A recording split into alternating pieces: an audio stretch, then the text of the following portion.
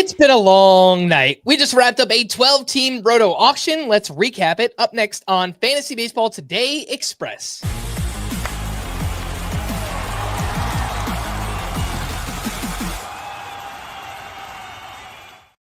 Welcome into FBT Express on Wednesday, March 12th. I am Frank Stampfl, joined by Scott White.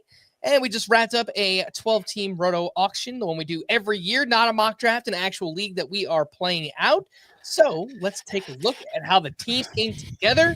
And Scott, we will start with you. You got Joey Bart and Sean Murphy at catcher, Freddie Freeman, Ozzie Albies, Rafael Devers, Francisco Lindor, Trey Turner, Mark Vientos, maybe the best infield I've ever seen. TJ Friedel, Brandon Nimmo, Tyler O'Neill, Brian Reynolds, Fernando Tatis, and then Max Muncy as your DH. What do you think, Scott? Yeah, unfortunately, this view doesn't show the prices there to really kind of explain how it all came together.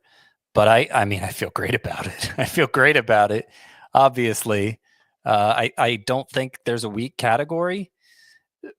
Some of my outfielders there have risks for sure. I went more expensive on the infield than the outfield. Though I'll note I got Mark Vientos for $9. He's a bust of mine, so that may have raised an eyebrow for some. It was just such a good price. But the outfield, Tatis for $35, Brian Reynolds for $11, which seemed like a good deal. TJ Friedel for $3, Tyler O'Neill for $2, Brandon Nimmo for $2. Love the value of those last two, but they're not worry-free, of course.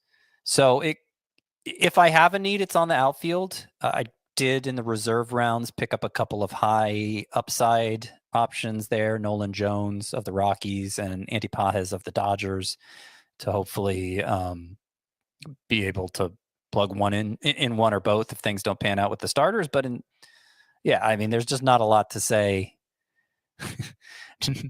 for having 14 full hitter spots. You can't really complain about how I filled these. All right, well, let's see if the pitchers kept up. You also got Cody Bradford, Lucas Urseg, Jack Flaherty, Bowden Francis, Mackenzie Gore, Shota Imanaga, Bryce Miller, Aaron Nola, and Grayson Rodriguez. So you got Nola, Miller, Imanaga, Jack Flaherty, all healthy for now, 4 of your top 40 starting pitchers. And it could be 5 if Grayson Rodriguez comes back strong. He's dealing with the elbow injury. Saves could be a problem here, but what do you think about your pitching staff? On the pitching and hitting end both, saves is the one category I'm worried about because I clearly I was trying to get really cheap options there and it just never happened. Urseg was the only one I bought, $4. I got Calvin Fauché in the reserve rounds. So hopefully I have the leading saves guy for both the Royals and the Marlins and can add on to that throughout the season. I think at a 12-team league, it's not nearly as dire. You can find emerging save sources on the waivers. So it was partly by design, but I do wish it turned out a little better there.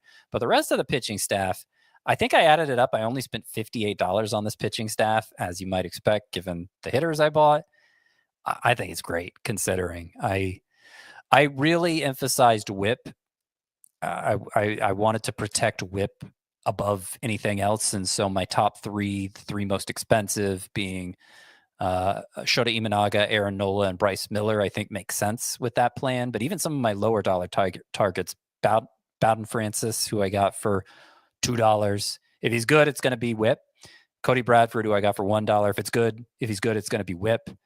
That allows me to take a chance on like a Mackenzie Gore, who if he's bad, whip's probably going to suffer, but I have some security built in with my other pitchers, and obviously I'll just move on from him if it's not going well. Grayson Rodriguez was kind of the luxury pick here. I got him for $4. So that's the state.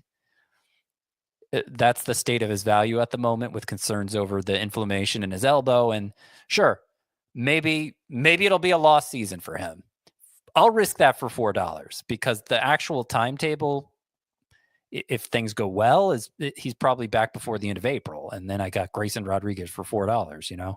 It seemed like the reward is well worth the risk at that price. I don't know that I would have gone $10 on him, but $4. Yeah, I think that made sense. It was pretty early in the draft too.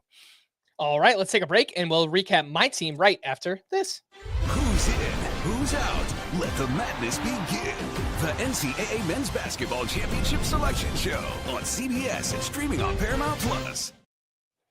Welcome back in, FBT Express, recapping our 12-team Roto auction. And for my team, I've got Keibert Ruiz and Will Smith at catcher, then Vladimir Guerrero Jr., Marcus Semien, Jordan Westberg, Anthony Volpe, Tyro Estrada, Yandy Diaz, Corbin Carroll, Jackson Trio, Lourdes Gurriel. And if I can move this mouse down, then I will tell you the rest of my outfield. I think I also got Lars Nootbaar and Garrett Mitchell, and then Kyle Schwarber as my utility hitter. So, sorry, a bit jumbled there. But, yeah, I think there's a lot of speed here.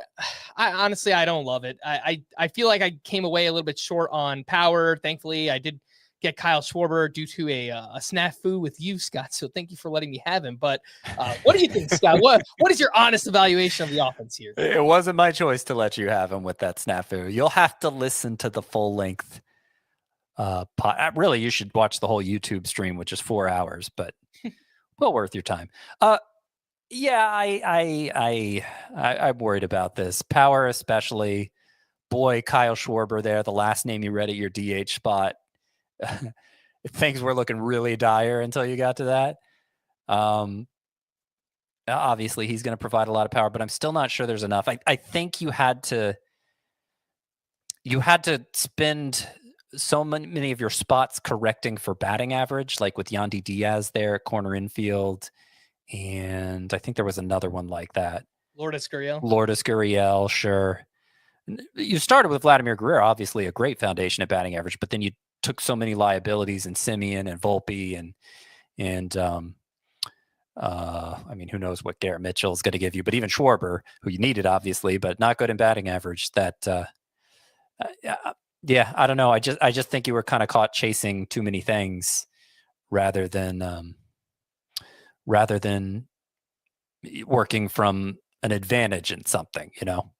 Well, let's see if the pitching is any better. I've got David Bednar, Corbin Burns, Sonny Gray, Clay Holmes, Jesus Luzardo, Trevor McGill, Brandon Pfaadt, Spencer Schwellenbach, and Logan Webb. So I spent a lot more. I think it was like $83 or $84 on pitching compared to you, Scott. I think it was below $60 for your pitching staff. I came away with a lot of pitchers that I like. I'm a huge fan of Schwellenbach this season and Corbin Burns. I got 4 of my top 40 starting pitchers. I got an ace up top. I got 2 what I think are solid closers, not elite ones, but guys that should have their respective jobs.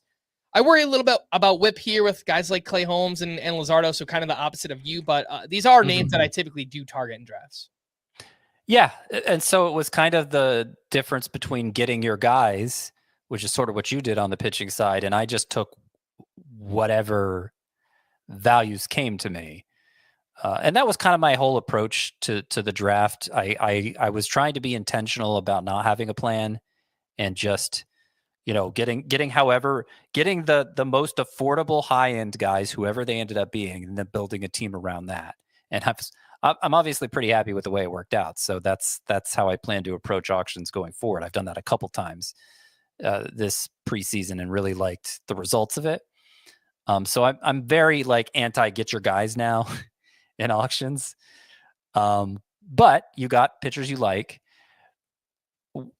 You know, you had a hard job, obviously. You were hosting the whole thing and talking way more than I was during it. And so that it's hard to divide your attention like that. But if anything, you got a good pitching foundation, and we'll see if you can piece the lineup together as the season plays out. Scott hates my team. I don't like it very much either, but the excuse which he gave, which I will continue to give, is it's a good excuse. It's really hard while drafting. It is really hard, but I don't know. Maybe trade some pitching for a power bat. Maybe it works out. Probably not. Let us know in the comments. Do you like my team more than I do? Probably not. But we are going to wrap there.